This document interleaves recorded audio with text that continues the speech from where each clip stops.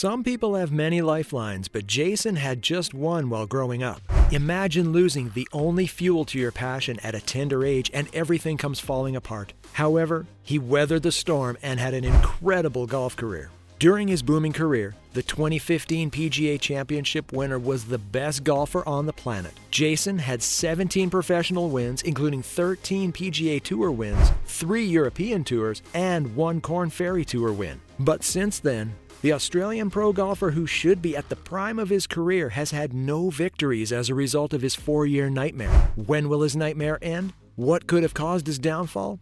Stick around till the end to find out. Jason Day, also known as JD or J-Day, was born on November 12, 1987, to his Irish-Australian dad Alvin, who tended cattle, and Filipino mom Denning, a pollster in Queensland, Australia. Alvin raised his family, including his 2 daughters Kim and Yana, on a farm in Beaudesert, raising sheep and cattle. Although Alvin and his wife Denning had jobs with which they could barely provide their children's basic needs, the family was still pretty poor that they did just about anything to survive, including scrambling for furniture and other stuff they needed around the house in landfill sites. So one day, the family set out to the rubbish tip as usual to find household items, when Jason's dad, Alvin, found a tennis ball and gave it to him. With so much enthusiasm, Jason, who was 3 years old at the time, hit the ball with a tree wood, much to his dad's amazement, and he turned to his wife and said, "This guy's going to be a superstar someday." Ever since, Jason took an interest in the sport, and his dad wouldn't have him sleeping on it. So Alvin registered him as a junior member of the Beaudesert Golf Club and practically took him there to practice every afternoon.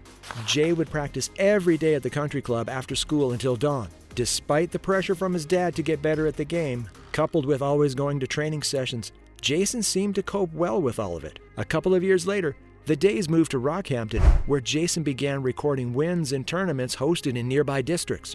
However, there was also another side of Alvin that most people don't know. Jason's dad was an alcoholic, and he took his desire to see his son become a better golfer a little overboard. Alvin would descend on young Jason with his fist or anything he could lay his hands on if the kid didn't perform to expectation. So even as Day practiced and competed in local tournaments, he was overwhelmed by fear of what might happen if he didn't win or did badly at practice. In an interview with Golf Magazine, Day revealed that there was this one time he shot a poor score, and what he got in return at the parking lot was what he never saw coming. "Once, when I was 11, I shot a pretty poor score, and he swore that I was going to get it raw in the parking lot," Jason recalled. "At this point, I was already frightened, so I got into the car and we drove out of the club. He pulled over by the side of the road and started thrashing me with both hands, closed fist punching.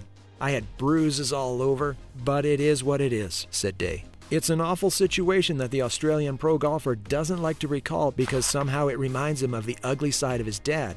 But then, those times never killed him, but saw him becoming a better golfer. However, something would later happen in 2000 that saw Jason's life falling apart. His dad became terribly sick and later died of stomach cancer, which the doctors say was caused by excess use of alcohol. Prior to his death, Alvin had always talked about how he wanted his ashes to be spread at Augusta National, the site of the Masters. But because JD wasn't ranked world number 1 as stipulated by the club at the time, he couldn't honor his late dad's wishes.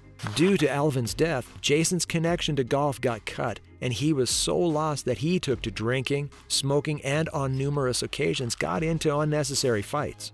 You could tell that he had lost touch with his compassionate side and was doing just about anything to make himself feel better. Denning, Jason's mom, seemed to be the worst hit because while she was having a hard time coping with the loss of her husband, Jason kept getting into trouble, wasting away his talent. And at the same time, her daughter ran away from the house to start living on the street before eventually coming back. When she couldn't take it anymore, she said to Jason, "You have a gift. What do you think about going to Coralban?" So she had to ask the girls to forego college so she could put Jason in Coralban International Boarding School, and this is where his life would change for the better. Denning had to mortgage the house to keep him in school and put in long hours daily. Since she could not afford a lawnmower, Jason recalled saying, "I remember her cutting the grass with a knife." Denning would also boil water in a pot since she also couldn't afford a water heater. She practically did a lot to ensure Dave fulfilled his dreams. At the request of his coach, Colin Swatton,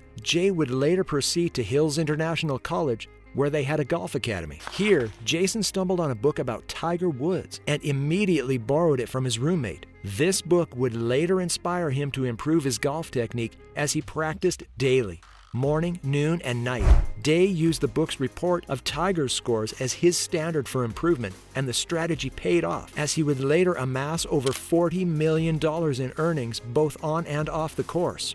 JD recorded his first major victory in golf at the 2000 Australian Masters Junior event on the Gold Coast. He would later win the Australian Boys Amateur in 2004 and the American Boys 15 to 17-year-old division of the Callaway World Junior Championship. 2010 was a milestone in his career as he became the youngest Australian to win the PGA Tour. He also recorded over 8 victories between 2015 and 2016, including a major, before nightmare struck. Although Day was one of the most consistent and finest players on the PGA Tour, he began to experience several ups and downs in his career. You see, the thing with golf is that it is quite difficult to maintain a status of excellence for even a couple of seasons. The former world number 1 in the official world golf ranking became a shadow of himself as he began pulling out of competitions due to injuries and severe back pain. During the second round of the U.S. Open at Chambers Bay in 2015, the pro golfer collapsed on the 9th hole, and it became obvious that something was wrong.